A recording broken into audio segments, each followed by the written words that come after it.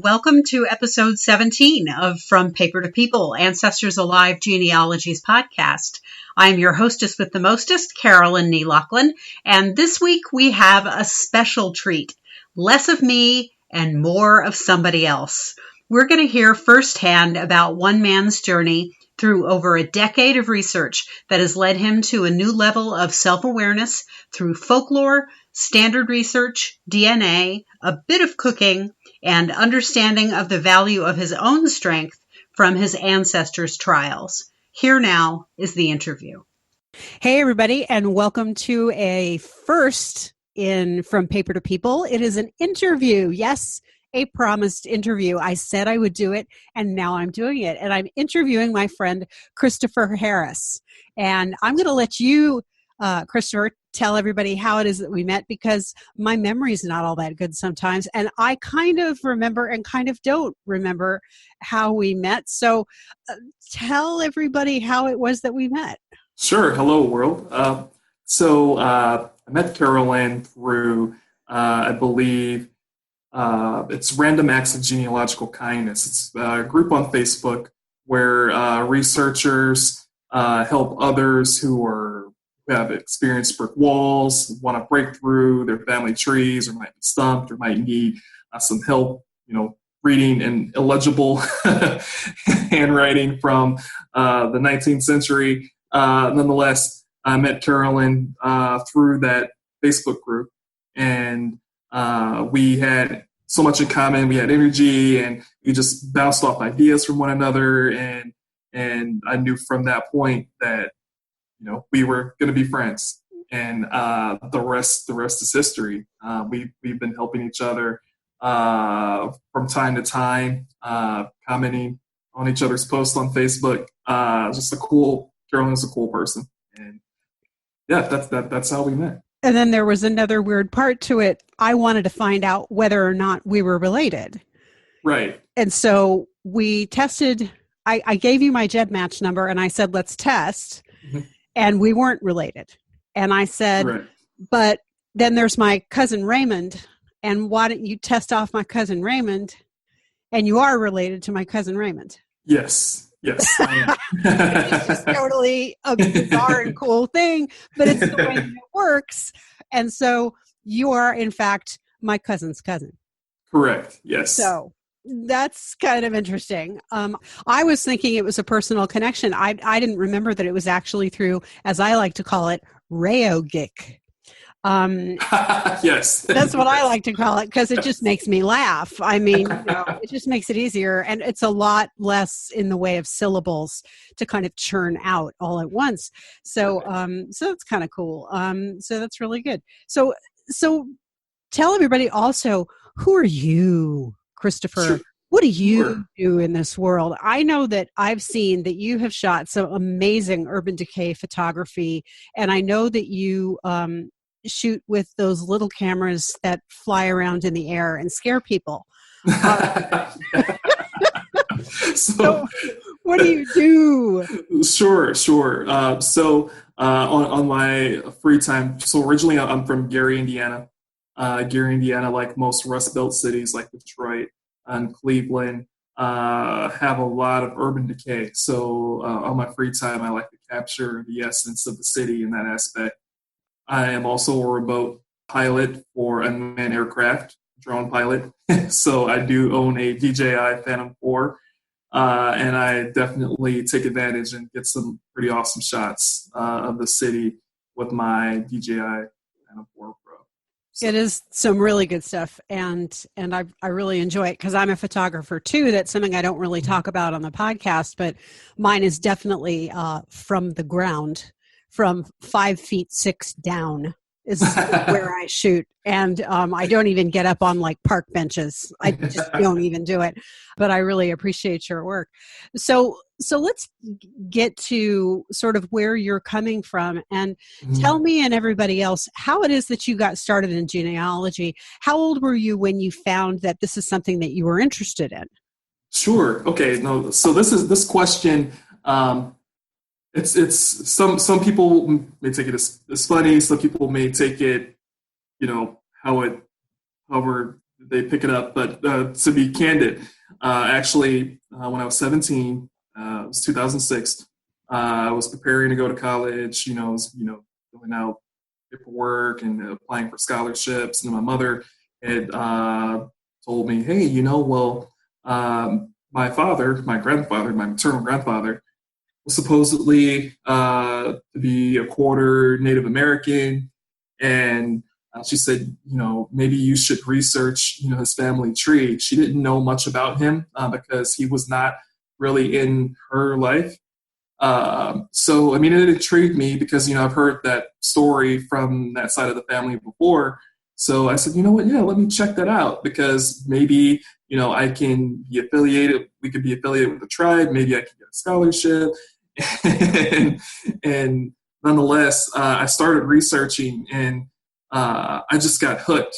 I mean, at that moment, just learning about, my grandfather's past, learning about and interviewing my other relatives about their past and their ancestry and who were their parents and grandparents. And immediately it just kind of hit me like, wow, this is so fascinating because I'm learning about where I truly come from. And I had never really questioned that before. I was just, aimlessly, I'm a teenager. Most teenagers don't really get into that type of niche of doing this research, but it really fascinated me because I'm hearing my great grandparents and my grandparents talk about where they come from and their parents. And then I'm online, finding records that matched with what they were telling me. And it just made it all the more fascinating. So although that's how I initially started my research was proving my grandfather's Native American ancestry, it just opened up Pandora's box for all branches of my tree to learn where I came from and who I am. And did you actually find that you do have Native American ancestry? So yeah, I did confirm that I had Native American DNA. I was able to connect my mother. She has a match who was Mississippi Choctaw, which is the same region that my grandfather was from. So I do believe that there's some validity into the story because, I mean, really, the match that she had, who was also a card-carrying Choctaw Native American, traced his roots to the same county and region that my grandfather's ancestors were from. The hard part is actually connecting the dots because his family were, although that they were partially Native American, they owned slaves. From what I was told, my grandfather's grandmother was an orphan, and she hadn't known much about her past besides she was Native American, or part Native American. So that's where the roadblock still is. I can see the clues through DNA that story is probably true, but I'm still connecting the dots in that aspect on his line. But I found a wealth of information from all the other branches in my tree beyond my grandfather's side. And when you were gathering that folklore initially, did you run up against people being at all resistant to telling you stories, or were they willing to talk to you about things? There were definitely a few of my relatives that held on to stories that you had to pry information out of. I mean, back then, in those times, especially in the South, things that happened in the past, you just didn't talk about. There were good things and there were bad things, and it was just customary that you didn't talk about those things in the past. You certainly don't talk about them to people who are younger than you or younger generations. For the most part, I did have family and relatives that helped me, and then there were a few that just didn't want to really share much or didn't know much because their elders didn't share information with them, so they had that information was lost. Did you ever feel like the initial conversations were sort of distant, cold, people weren't going to go there, but as you started to do the work and warmed into it, people saw your intent and there was a change of heart? Or I mean, essentially when people see that, you're genuine and you're sincere and you're really genuinely trying to learn more about your family or the family as a whole, people, will take time. I mean, sometimes initially when I'd have the conversations with some relatives, they'd be impatient. Oh, who is this? Oh yeah, I'm your great great. I'm your great great nephew. Whose son are you? And it's like, this is how we're related. How'd you get my number? Oh, well, cousin so and so gave me your number, and I was reaching out to you, and I just wanted to know a little bit more about the family. Oh, okay. I don't know much, and so then when you get that resistance, like, oh, I don't know much, then it's like you kind of have to ask the right questions because they do know some nuggets of information that would be helpful to your research. It's just a matter of probing the question or asking the question in several different ways. I often do that with my great great aunt who's still alive today. She's 95 as of last week. And she has a wealth of information, but she can be very stubborn. and, and she will, she will cut you down if she's not in the mood. So you have to be concise with your question. You have to be quick with your question. But you have to ask it in several ways because I've found and received information from her about her parents who were my great-great-grandparents by asking the same question in different ways. And I find that I get more and more information that I hadn't known before in the previous conversation, because of age. Some of the conversations and some of the stories that she's heard, was over 70, 80 years ago when she was a child. So trying to jog her memory and ask the right question that might trigger a new memory that she could share with me, I had to learn how to master the art of questioning my relatives, especially elder relatives. It is a kind of a skill set, isn't it? It's something that we have to kind of work at. And for some people, it's a born talent.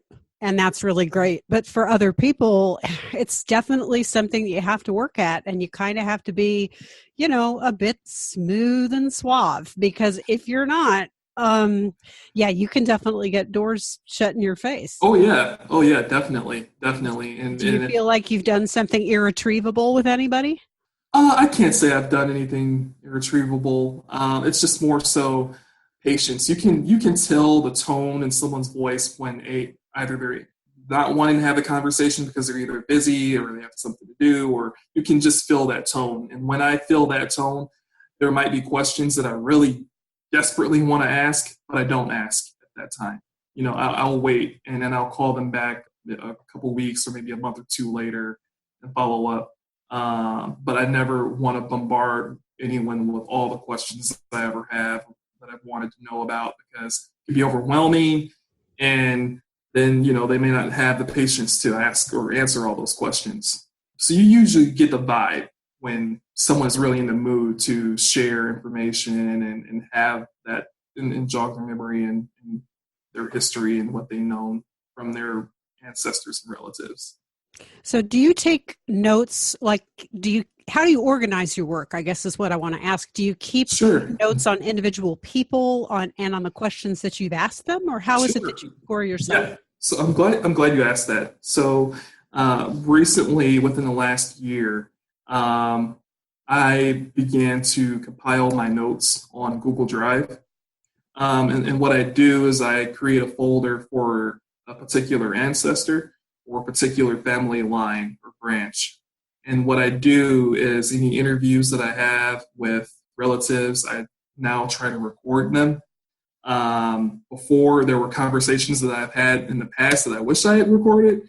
And now I've gotten into the habit of recording conversations, whether that be at family reunions or whether that just be in conversation. I have it in my mindset now, hey, I need to have my recorder in hand and ready to press record at any moment's notice, so that I can capture those details in the conversation. Especially when you're at family gatherings or family reunions, always have the record button ready, because you never know at what moment's notice elders start talking about the past, and then boom, then they start, oh yeah, do you remember so and so was, our aunt, and she moved away to X county, and then boom, you're collecting all this information that can help you research more about your family. So I always have my recorder at hand, or on my phone, really. That's how I record all of my interviews with family and conversations with family is through my phone. But I upload it to the Google Drive. And then what I do is I learned this technique from a historical genealogist in Tipton County, Tennessee, where my great-grandmother is from. He was more than willing to help us find more information about our family history in the county. And what he did was he simply put a Word document together. He pieced together the information I shared with him about my great-grandmother, and then her mother, my great-great-grandmother, when they were born, when they were married, just all the general basic information that I knew. And what he did was he almost made a story out of that information. And what he would do is he would research documents based on what I shared with him. And new documents that he would find, he would put that person, into the outline.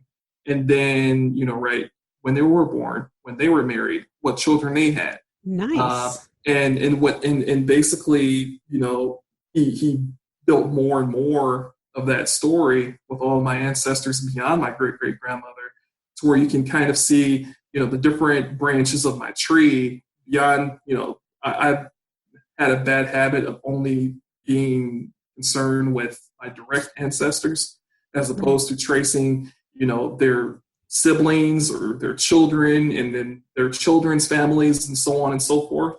And what he did was he was able to capture that in his outline, so you can see the total story and you can know other branches of your tree that might have more information than you do. Oh, now see, my listeners know that there's a difference here between these techniques. What you do is treeing, but we would all shake our heads at you and tell you that what you need to do is shrubbing. And that's what that is. You're talking about the difference between treeing and shrubbing. Shrubbing can give you some very valid information. It gives you valuable things because absolutely there's a lot of interplay. And I'm glad that that's what that particular researcher has been giving you, because there are all kinds of interesting things going on, like sets of siblings that marry other sets of siblings and cousins that marry around and all different kinds of stuff. And it's really great. So, yeah.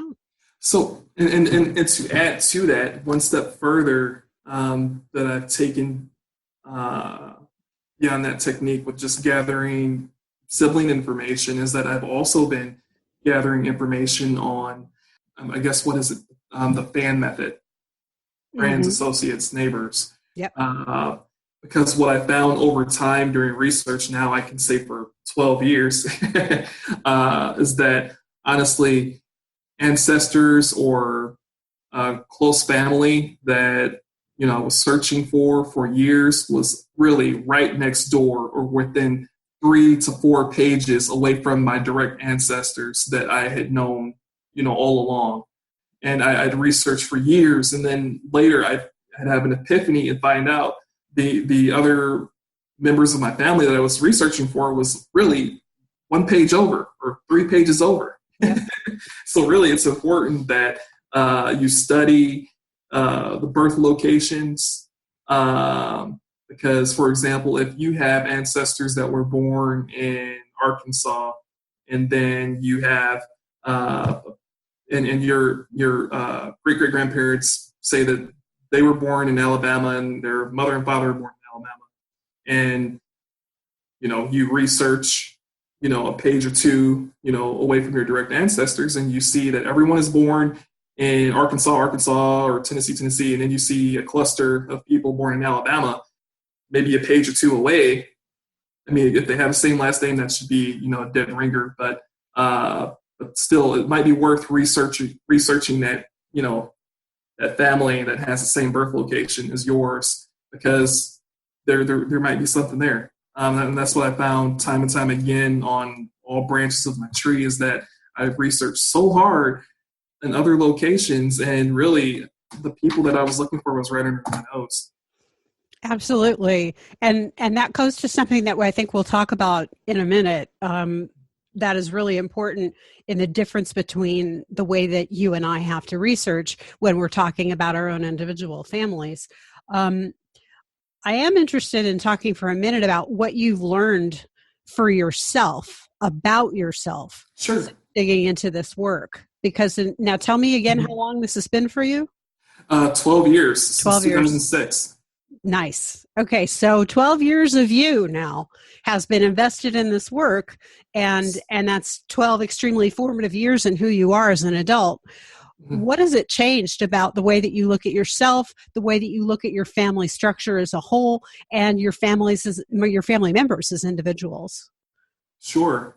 So about myself as a whole, I have to throw DNA into the mix because honestly, before I had taken my ancestry DNA test, it hadn't dawned on me that I did not know, where in Africa my ancestors came from. I knew that I was, of West African descent, but I didn't have the opportunity to say that, I was, Irish or British or, German, like others. All I knew was just that I was just West African or West African descent because of the slave trade. But now that I have tested with Ancestry DNA, I know that I am 35% Nigerian and I'm 25% Ghanaian. And that was really powerful because honestly, for 400 years, generations of my family hadn't known that beyond my ancestors that were taken and enslaved from Africa. So that was really powerful for me. And it was something that I was like, wow. And, I just had an epiphany that, I hadn't really known that about myself. So it was really powerful and important for me.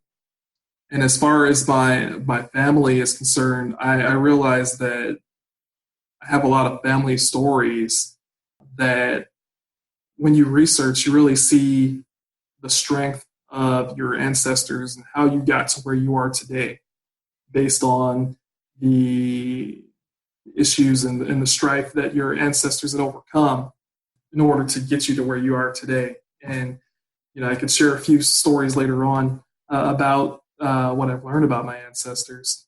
And I would have never known. And overall, too, honestly, I've also learned that we as Americans are so much more connected than what we really think. So often you take things at face value with color. But honestly, we all have ancestors that are intertwined 250 years ago that, through generations, although we might look different, we still share ancestors. And that was something that was really, that was mind-blowing and fascinating because, I knew that, from history books and paper, but actually seeing that, seeing the information in my DNA, the history is really embedded in our DNA. The history that exists in the textbooks. Understanding that, I have ancestors from Great Britain as well, and Ireland as well. That was really mind-blowing, and it honestly still is mind-blowing. And to know that my colonial ancestors, could be the same colonial ancestors as yours or your listeners, and how, and it can also be vice versa as well. You might have listeners that may not have known that they had West African DNA over time, in early colonial America, when it was okay to intermarry for a brief period of time, being an indentured servant, that was possible. And that story is in all of us, and it's all intertwined. And I think now more than ever, I know that we're divided. For the most part, there's been a lot of division in the country in the past 2 years, and I'm impressed with Ancestry DNA and 23andMe for shedding a light on our country's history and exposing the truth of who we really are. I think that it's really important too. It's definitely opened a lot of bags and cans and sacks of worms and everything like that. But those worms, they've been there all the time. It's just that they've been playing hide and seek. And so that stuff was going to come out, and the ugliness is going to come out and everything like that. And now it's a question of how we deal with it. The best thing that we can do is deal with truth as truth, and look it in the eye and keep moving. And that's the important thing. It is. I'm really curious, knowing that you are Nigerian and Ghanaian, does that make you want to go there? Have you taken up with the whole jollof rice challenge? Yes, I was. Yeah, and you're right. I definitely want to visit Nigeria and Ghana after learning, that's a good portion of my DNA, my genetic makeup. And yeah, I did play around with making jollof rice, and it was very tasty. It looked good, y'all. I was watching live on Facebook, and it looked good.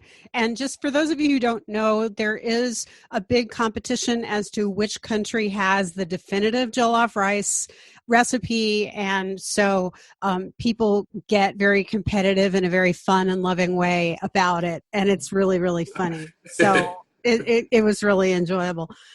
I can tell you that from my experience, this is way before DNA, but in 1982, I was 17. I was 17. It was after my junior year of high school.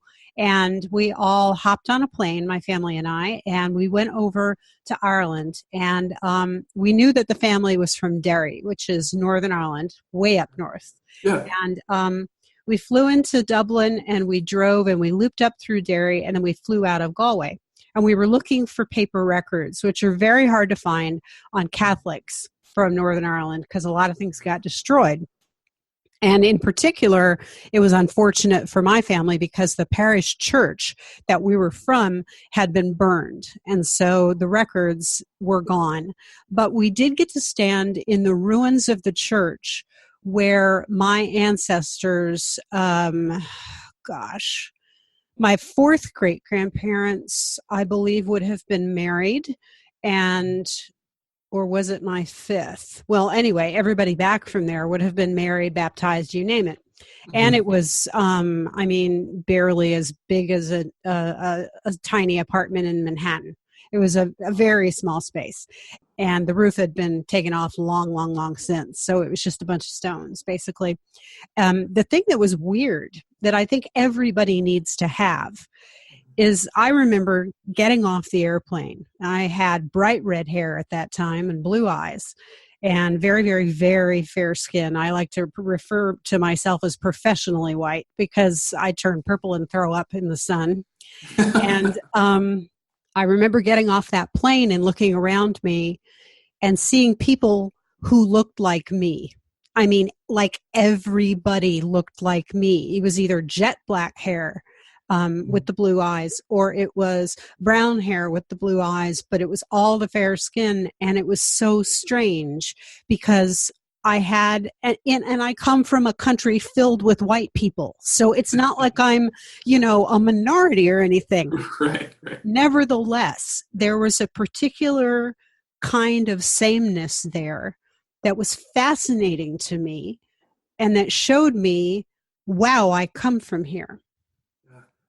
And then I remember hearing Richard Pryor talk about going to Africa and about his experience of getting off the plane and looking like everybody else and having this kind of epiphany, this kind of absolute sunrise of recognition. And I think that everybody deserves to have that because for all that this country is all about blending together and everything like that in ways that are really cool and that's really great, it is also nice to know where you come from. And I sincerely hope, I think that you will, but I sincerely hope that you get to have that, recognition moment and that experience of going back and getting to meet people, whether your DNA related to them traceably so or not, to being able to see people and walk into a culture and just be like, this is mine. How cool is that? I just think that Definitely. That's the greatest thing. That's probably the number one gift that DNA gives us, because it gives us the ability to walk back there. It does. It does. And I mean, I definitely believe that when you're able to go back to the origin of your roots, and granted, you may have a whole palette, but still, a whole palette of regions that you're from. But even if you just go to one of those regions, that having that experience to be able to reconnect with your roots it's so fulfilling, And I definitely want to go to the door of no return, and I know that I'm going to lose it when I go there, because I just thinking about it, having the thought of going there and seeing the ocean and seeing the land behind you, just the power in thinking that your ancestor, my ancestor,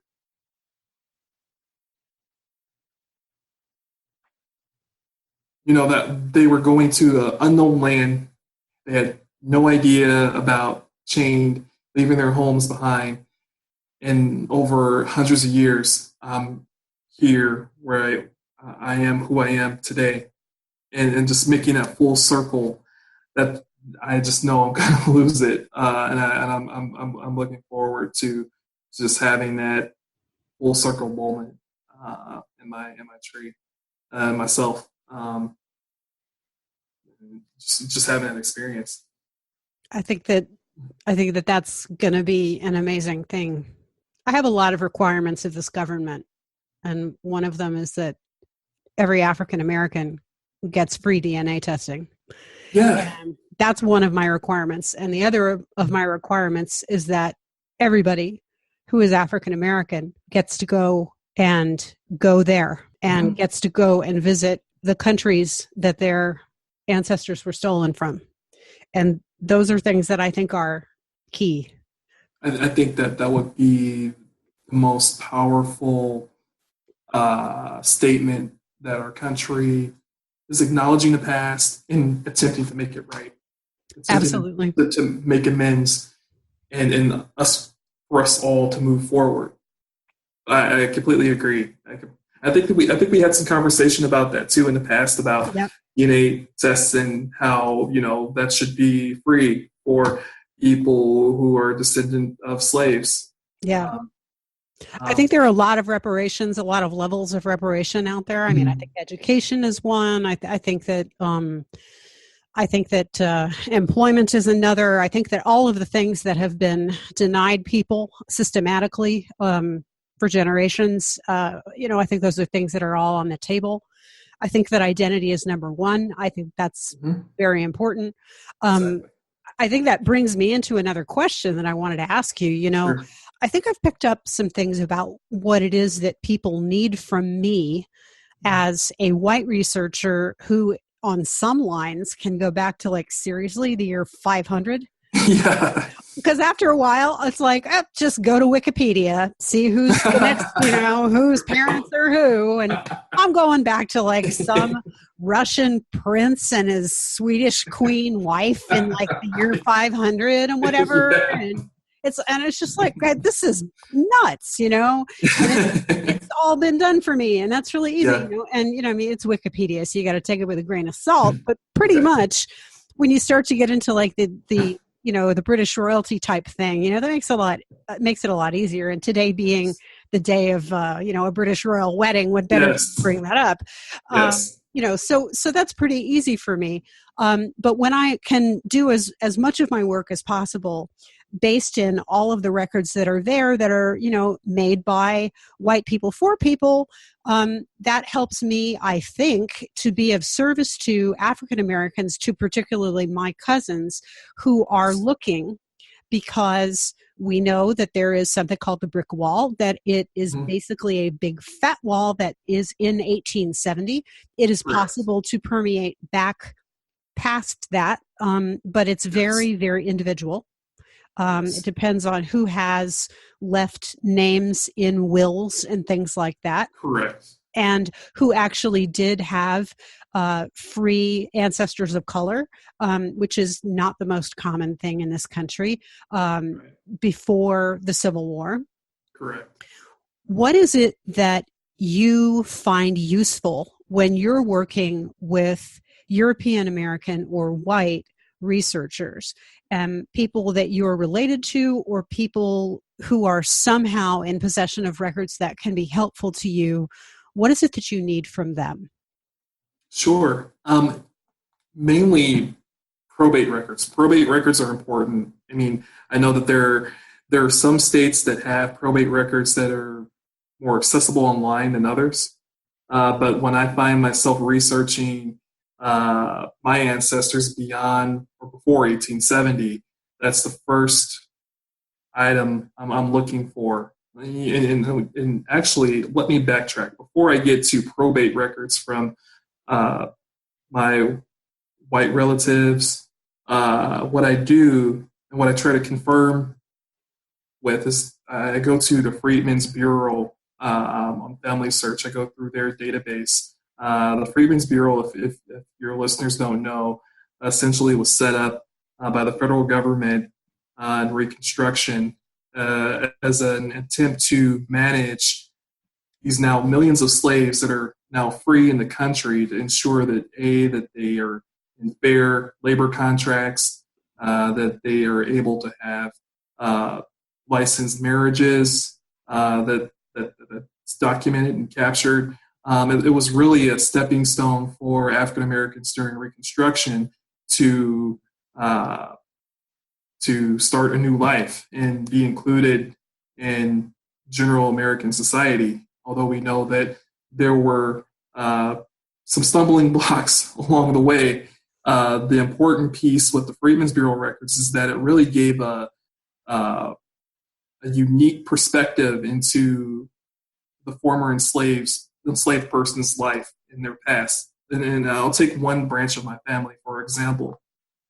My 4 times great-grandfather, his name was Simon Brown. He was from Shelby County, Tennessee, or actually he lived in Shelby County, Tennessee. He was from Richmond, Virginia. I found a Freedmen's Bureau record, an actual bank account record, where the Freedmen's Bureau, they wanted to protect African Americans, providing them a safe place to store their savings, and he set up an account.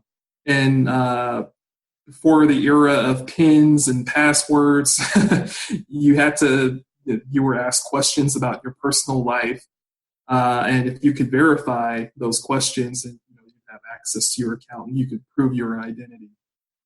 So when Simon Brown signed up for his Freedmen's bank account, he had to share his age, he had to share his birth location, he had to share who his former slave master was, and he had to share who was he married to, and it also gave a general description of his physical features and his wife's physical features. So it was actually a wealth of information that I got from that Freedmen's Bureau record. And what it allowed me to do was to prove and confirm from my 4 times great-grandfather who his former slave owner was. So now that I had that information, I can now confidently look through that former slave owner's family tree, his probate records, to understand who he was, to understand how many slaves did he own, what was his real estate and property value in 1860, to get an understanding of the size of his plantation. And I took all of that into account. And eventually I was able to determine, both with the records from the Freedmen's Bureau and then probate records, that I did find my family being owned by this particular person. Eventually, over time, I did find descendants of the slave owner, and I reached out to them. And whenever I reach out to, whether that be my ancestors' former slave owners' descendants, I'm not, and it's awkward because some people might think, they just want to know, or they want to hold me accountable for something that my ancestor did. Some people may know what their ancestor had participated in it at that time.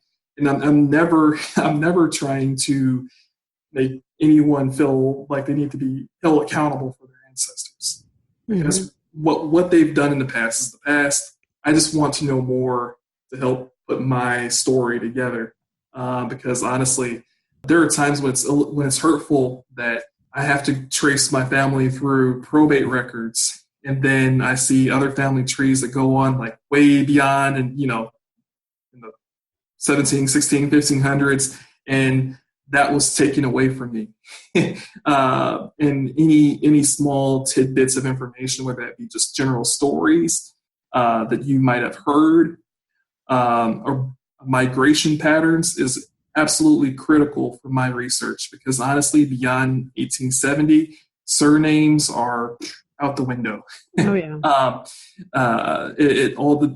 For me, tracing my family through probate records, through first names, and understanding the family structure of my family's former slave owners is very critical, because more times than not, slaves were actually they were brought in through marriage as like a dowry, and you could trace slave groups of slaves that were brought in through marriage, groups of slaves that were inherited through parents, groups of slaves that were inherited or shifted around between siblings.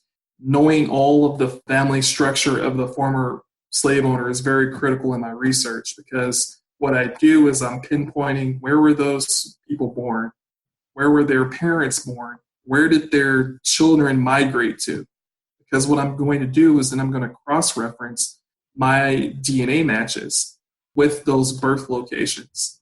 And that's my common theme when I'm researching, is location, location, location. Yeah. The more information that you can share with your African-American cousins or researchers that are attempting to learn more about their family, is solely understanding your family's migration patterns, both your direct descendants and any ancillary branches, from your great-great uncles and great-great aunts, and where they moved to, is very critical and important in my research, tracing African-American genealogy. So then I think that one of the lessons that we can walk away with as white researchers, for those listening who are white American researchers, is that shrubbing is the key to being able to participate successfully with an African American researcher, who is then going to come at some point and say, hey, I need to look at your tree. Either we're related, or you have, from what I can see of your tree, some access to some family that has some information, and that is actually, going to be of some service to me. Yeah. Cool. And another step too, granted, I had the opportunity to research in Richmond, Virginia. My job placed me there for a construction project. By day, how I earn my pay is through construction. But when I have free time, I research. And I had the opportunity to go to Virginia, which to me has the most immaculate database and opportunities to search your ancestors than any other place I've researched. The Library of Virginia is awesome. But what I was able to do was go through the probate records and go through grantors and grantees, and I find patterns of transactions between families. There are times when those transactions are actually people. And I use that as a tool to understand relationships, because, again, more times than not, African Americans, they were traded hands between, two groups of people, or two persons, or different parties. And what I do is I try to compile all of that information about what do I know about my white families or my former enslaved families' family structure. Where do I know where the head of the household was born? Do I know where his parents were born? Do I know his wife's maiden name? Do I know where her parents were born and what her mother's maiden name was and where she was born? Do I know all of the children Do I know how many children there are, where they were born, where did they migrate to? And then I go through the probate records, and then I try to see what are common names of people that either witnessed their probate records. Were they grantors or grantees of this particular family that I'm researching? I'm trying to create the whole picture, and then I try to come up with a timeline between when those people were born to really put the pieces of the puzzle together. It's an amazingly involved process. It's a process that European Americans don't have to think about. White folks don't have to think this way. All we have to do is just think about going straight. All we have to do is go straight back. We don't ever have the burden of thinking of ourselves as property. And that's stunning. I mean, it's a part of the conversation that I think not enough people have, and that is really at its base level horrifying, that my family has property records that are going to show your family's existence. Right. I've been doing this for now 38 years, and at base level, it still stops me dead. Yeah. And I think that there are a lot of people out there who maybe haven't gotten that in their bones yet. But I think that it's a really important thing for all of us to have in our bones to understand, because this is a national truth. Yes. And I encourage your listeners to, it's something that I had to grapple with when I first recognized, wow, I'm actually going through a probate record and viewing my family as property next to a chair and a table, But honestly, I don't want your listeners to be discouraged for that, because honestly, your help and your effort to help your African-American friends or cousins and family connect the dots, we're making amends for the past today. And we have to realize the context of history at that time. And we just have to understand it, but working together to learn how we're connected as both family and Americans, to me, is the most important aspect, the main goal that we should all have, learning how we're all connected. Is there anything else that you want folks to know about your work or about the work in general to kind of sum this up, to kind of knit this all together neatly? Sure. I'd encourage everyone or anyone who hadn't done this yet is to definitely take, whether that be Ancestry DNA or 23andMe. And if you have taken Ancestry DNA or 23andMe, uploading your DNA to GEDmatch is so important. I can't emphasize it enough, because really one can triangulate how clusters of people are connected, and you can find a pattern. Really, in African American genealogy, the crux of success in finding connections is really finding a common pattern between distant trees. When I find several clusters of people who have the same 5 times great grandparent, but they all come from different branches of that base of the tree, lets me know that at some point in time that's our common ancestor. And uploading your DNA to GEDmatch is so critical to my research, because I'm able to prove a lot of theories. I have a lot of family members tested, and I'm able to see which branch of my tree you're connected with that person, and connect clusters of people that I've recognized patterns, closer patterns, more like second, third cousin range, to maybe a 5th or 6th cousin range with my white European cousins. And that allows me to connect the dots from, my 2 times great grandparent, knowing that you share a cluster of matches with my 2 second and third cousins. And then I see other clusters of white family trees that we also match with as a whole, my second and third cousins. And it's really about researching patterns in GEDmatch after you upload your DNA, understanding and sharing birth locations and migrations. never get hung up. And I encourage both my fellow African-American genealogists to not really get hung up on surnames, but really look at the birth locations and migration patterns. And when you can intersect those two, you can begin to connect the dots. So really just sharing that information and knowing and shrubbing your trees is very critical. And it takes time. You have to be patient. A lot of the information I had found in my tree, I found over 12 years. And sometimes I'd find information within a few months. There are times when I break a brick wall over 3 years. I have contacts with cousins through GEDmatch and Ancestry DNA and 23andMe that I've been working with since 2015, 2016. And we're nudging chip by chip of how we're connected. We're honing in on our connections, but it's not overnight. You're never going to find something instantly.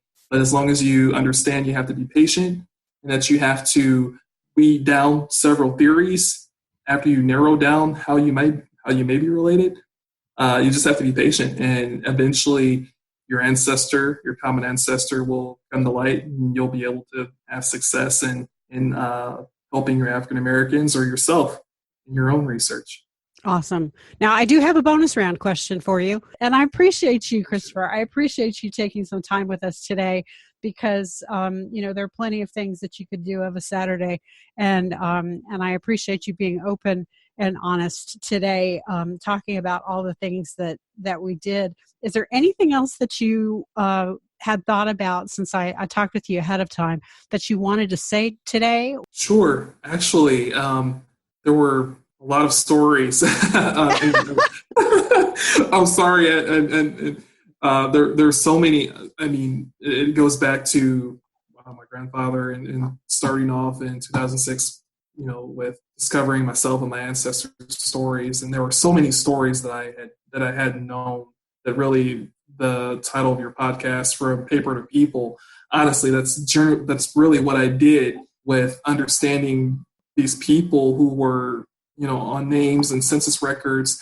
Honestly, I found records that brought them to life. I found a divorce record from my third great grandmother in 1906 that divorced my third times great grandfather because she endured domestic violence. Wow. And how she took care of my second times great grandfather and his siblings. She fell sick. He was drunk. He would go to the furnace field and have affairs with other women in the furnace field in Tennessee. And it really just brought her to life and him to life. And seeing her resolve to be able to take care of her children and herself, being able to provide a way for my great grandfather to work in the steel mills in Tennessee and eventually moved to Gary, Indiana in 1918, which is 100 years ago this year, which we're having a family reunion for, Yay. Celebrating that. That's cool. And those stories, understanding that my four times great grandfather and my third times great grandfather, his son-in-law, which is my third times great grandfather, they fought in the Civil War in the same infantry in Arkansas. And gosh, I learned that I am a sixth cousin to Faye Dunaway. Really? Yeah. I also learned that my five times great grandfather was a close relative to John Chisholm, who was responsible for capturing Billy the Kid. Oh, how cool. Yeah. There are so many stories really where I was able to bring my ancestors and relatives to life. And I think that your podcast is great to help inspire people to do that and the tools to be able to make that happen, both for themselves and to help other people like myself find more of their information, more of their history of our shared common ancestors or ancestors that were intertwined through relationships. I just encourage everyone to be patient and just be persistent. You'll find what you're looking for at some point in time.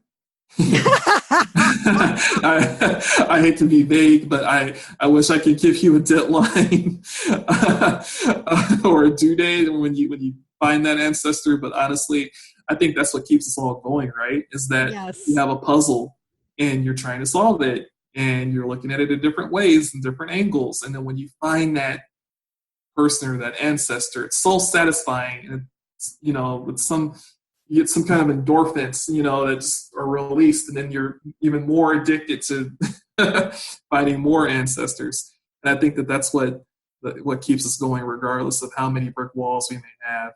I think that is the most exciting part, is that there's always information that you're going to find that you hadn't known before with having a brick wall, and that's what keeps you moving.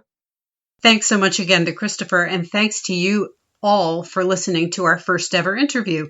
If you podcast and you want original theme music like mine, email my good friend Kurt Brady at curtisbrady@yahoo.com. Tell him I sent you. Rock, blues, country, folk, jazz, you name it, he can do it. If you have a concept or a music sample, he can work with it. He writes, plays, and records. We have a new place to hang out. In case you hadn't heard, meet me at facebook.com/groups/from paper to people. It's a place to ask and answer questions, meet others, and build a working research community. Go there for exclusive tips, links, and content. It's growing daily, and we're there for mutual support. Otherwise, I'm in the usual places at the newly redesigned AncestorsAliveGenealogy.com, on the Ancestors Alive Genealogy Facebook page, and at the Ancestors Alive Genealogy From Paper to People YouTube channel. Follow me on Twitter at Ancestors Alive and on Instagram at Ancestors Alive Genealogy. If you have an idea or a question for the mailbag, you can contact me in the Facebook group or at ancestorsalivegenealogy@gmail.com. And please, if you find value in this podcast, you can support it in two ways. Rate it and review it on iTunes, or become a sustaining financial supporter at patreon.com/ancestorsalive at any of 7 levels ranging from $1 to $25 per month, including prizes. You can also become a one-time supporter on the website using PayPal. I need those positive reviews and that financial support to keep this virtual classroom going. Have a great week. Do your research. Don't be a Jeffrey. Keep building community. And above all, expect surprises.